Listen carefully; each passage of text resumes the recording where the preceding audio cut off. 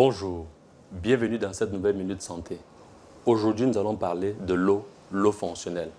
En réalité, l'eau telle que nous la connaissons n'est pas semblable d'une qualité à une autre.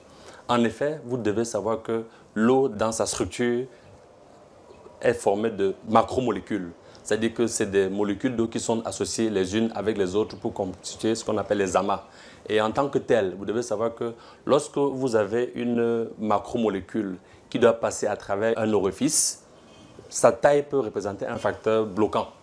Et nous devons savoir que la paroi, l'orifice de la cellule par lequel entre la molécule d'eau a la taille d'une seule molécule.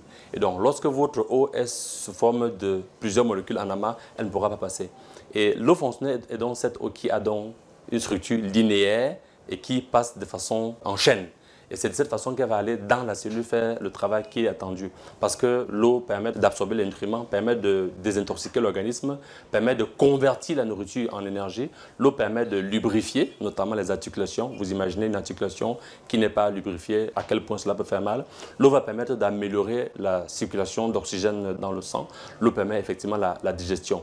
Et cette eau, lorsqu'elle est apportée de l'extérieur, les 90% qui sont apportés par l'alimentation, si elle n'est pas fonctionnelle, c'est-à-dire qu'elle n'a pas la taille de l'orifice de la cellule et donc ne peut pas entrer dans la cellule pour faire réaliser cette fonction, on aura effectivement une eau qui ne nous sert pratiquement à rien. Et en la matière, vous avez des personnes qui boivent une eau dans laquelle 50% ne sert pratiquement à rien et est effectivement éliminée. Et une eau fonctionnelle va permettre à l'organisme d'être relax, va permettre une régénération des cellules, va permettre une augmentation de la créativité et effectivement va favoriser la guérison. Et la guérison, c'est ce que nous cherchons tous lorsque le corps est déséquilibré, lorsque le corps n'est pas en santé.